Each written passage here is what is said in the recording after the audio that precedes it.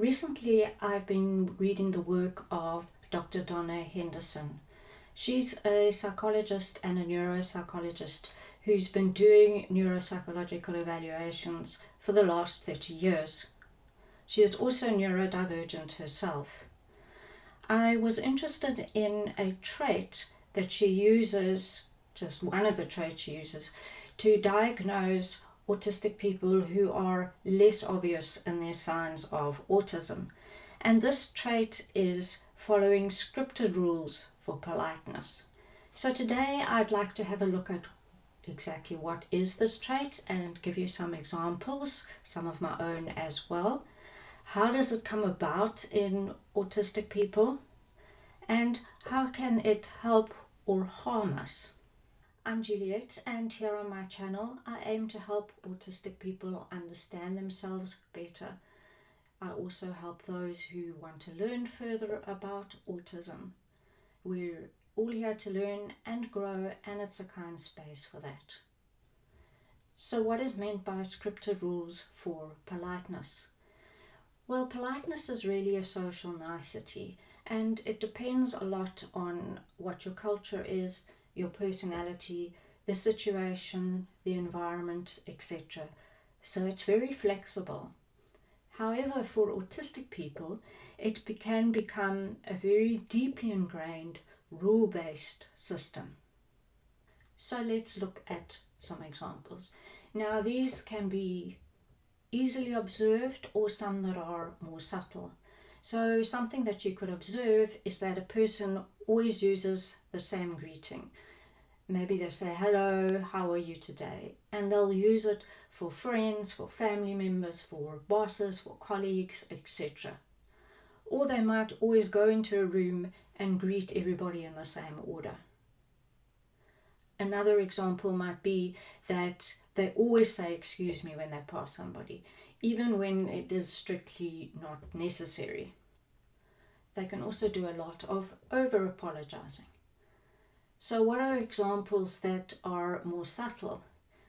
Now, an example could be not expressing a need or not asking for help. And here I'll give an example of myself. I have a bad back, or a back that can be bad, and so if I lift something heavy up, there's a good chance that I'm going to hurt it.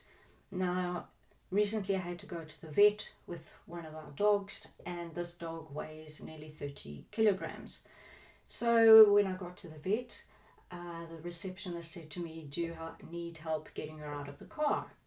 And yes, I probably did need help, because picking up 30 kilograms was not going to do my back any good.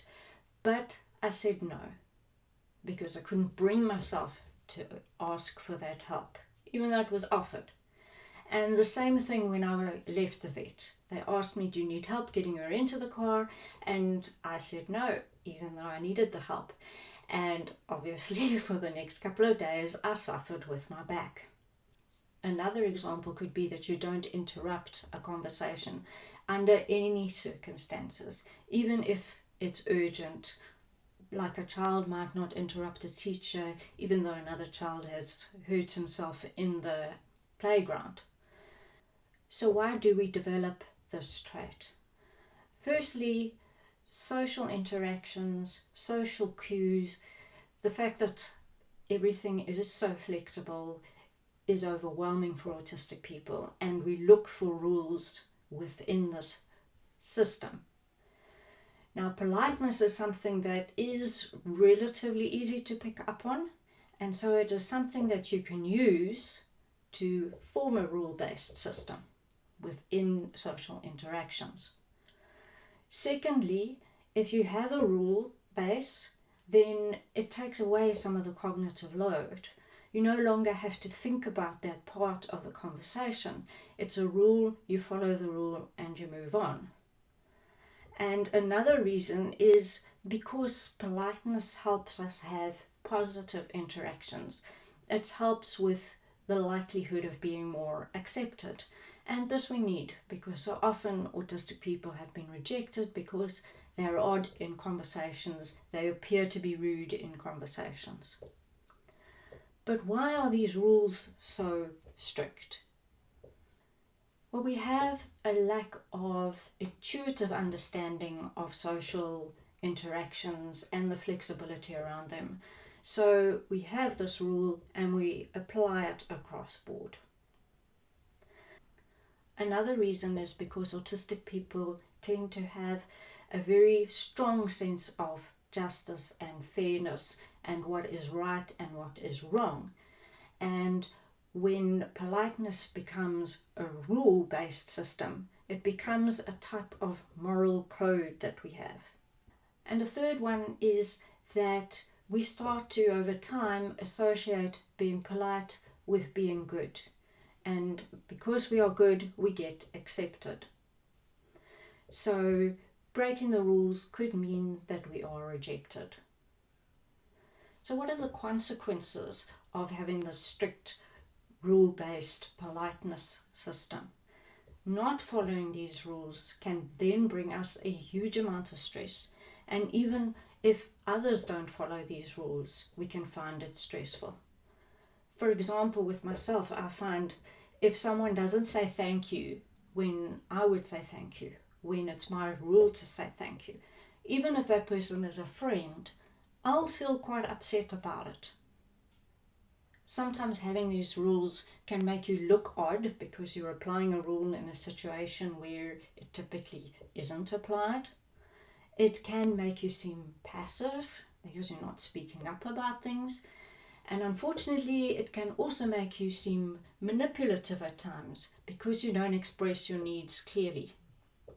And then, of course, the more hidden rules, such as not asking for help and not setting boundaries, can become huge problems in themselves. So what are some examples of this double bind? You might have an employee who addresses everybody within the organization, whether they're colleagues or the boss or the CEO, as Mr. James or Mrs. Harrison. And their rule is that this is respectful. And even when colleagues say, no, call me Paul, call me Margaret, they continue to call them Mrs. and Mr. They can seem very stuffy and also odd. Now, I'd like to give another example, which is one of my own examples, and that is my rule that you don't start eating until everyone has been served. So I think it's a rule which a fair number of us grew up with. But now what I find is, if I'm going out, could be at somebody's house, could be in a restaurant, and the food is being served. And either the host or the people at the table say, go ahead, start eating, you don't need to wait for us, the food's going to get cold, whatever it is.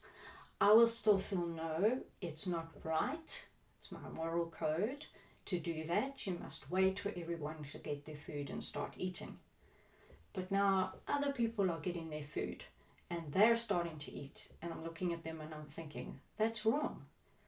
There we are, that's my justice system coming in. And then I start to see more people eating, and then in kicks some of them asking and says, you're starting to stand out now, everybody's eating and you're not. So what do? I pick up the knife and fork, maybe I just put it on the plate, maybe I half-heartedly start to cut something. And it's very stressful now because the rule is I don't start eating, but I also don't want to stand out. So there I am in this double bind that is highly stressful, which is just a small example of masking. Like Dr. Henderson says, for many autistic people, politeness is a rule, and rules are not meant to be broken. So I'd like to get your views on this. What is your view on politeness as a trait? Is it something you see in yourself? Do you have examples of yourself? Let me know in the comments, and remember to be kind.